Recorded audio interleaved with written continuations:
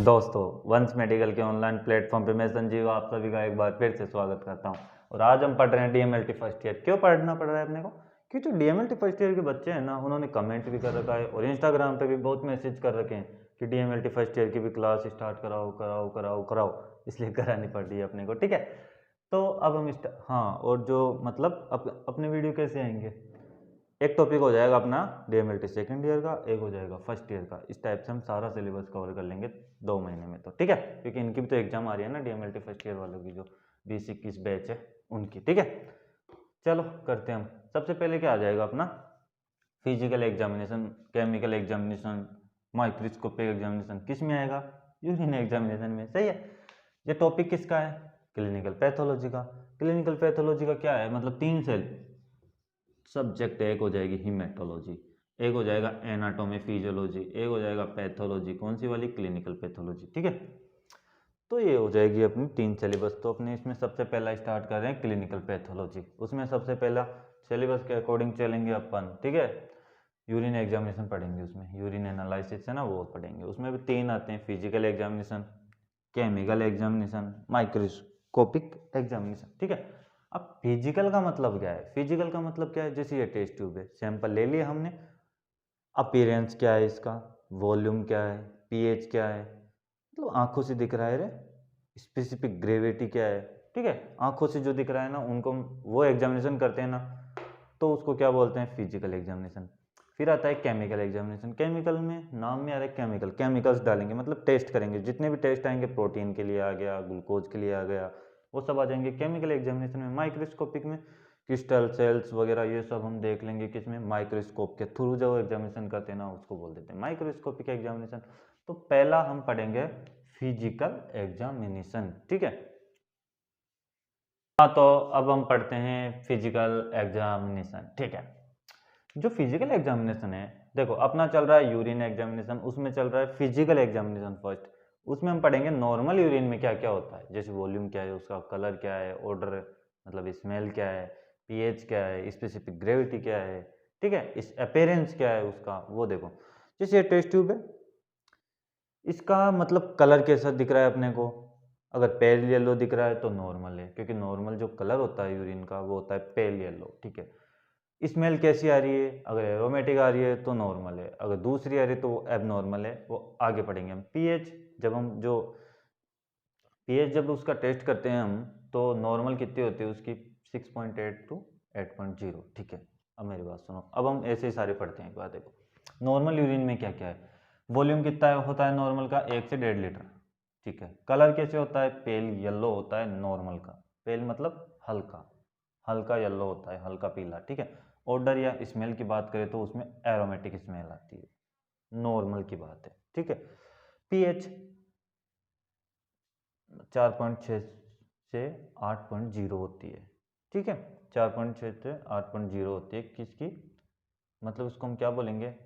ये तो हो गई एसिडिक, ये हो जाएगी एल्केलाइन। तो एसिडिक और एल्केलाइन दोनों आता है यूरिन की पीएच। ठीक है, स्पेसिफिक ग्रेविटी, स्पेसिफिक ग्रेविटी में क्या आएगा? 1.003 से 1.030 होती है इसकी स्पेसिफिक ग्रेविटी। स्पेसिफिक ग्रेविटी का मतलब क्या होता है?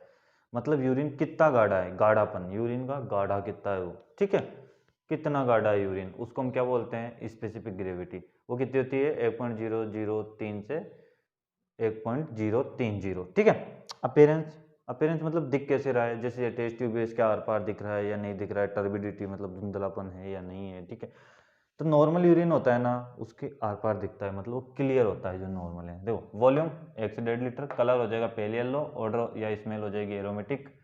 ठीक है, पीएच हो जाएगी 4.6 से 8, मतलब एसिडिक और एल्केलाइन दोनों हो जाएगा। स्पेसिफिक ग्रेविटी कितना गाढ़ा है, कितना होता है वो? 1.003 से 1.030 होता है। ठीक है, इस अपेरेंस क्या होता है? क्लियर होता है, बिल्कुल क्लियर होता है, ये नॉर्मल की बात है। अब पढ़ेंगे हम एब नॉर्मल। ठीक है, एक बार इसका स्क्रीनशॉट लो, फिर पढ़ते हैं हम एब नॉर्मल।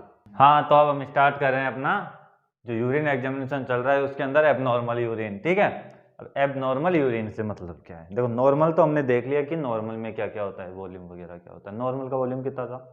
1 से 1.5 लीटर। ठीक है, अब देखते हैं एब नॉर्मल में। मतलब एब नॉर्मल का मतलब क्या है? या तो 1 से 1.5 लीटर से कम आए यूरिन, या फिर 1 से 1.5 लीटर से ज़्यादा आए यूरिन, या फिर आए नहीं।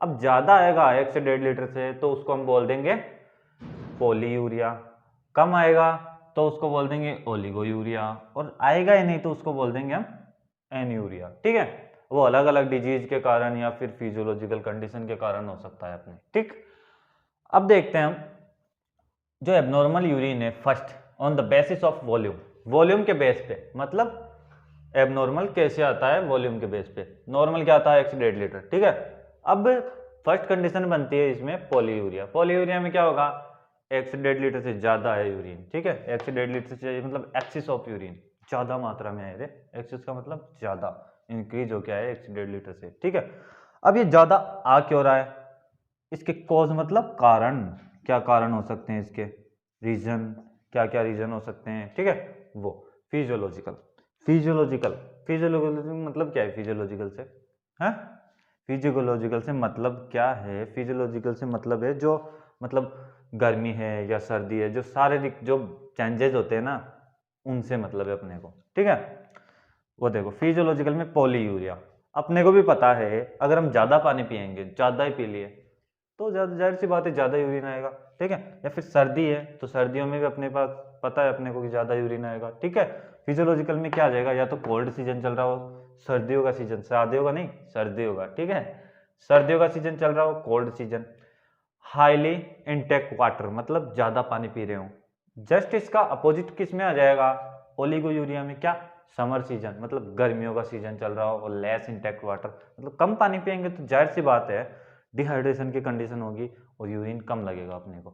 या फिर गर्मी मतलब समर सीजन चल रहा है तो उसमें क्या होगा, उसमें हो जाएगा अपने मतलब पसीने के थ्रू पानी बाहर निकल जाएगा ना, तो यूरिन में भी कम मतलब अपने को यूरिन कम लगेगा। ठीक है, तो वो ओलिगो यूरिया में आ जाएगा।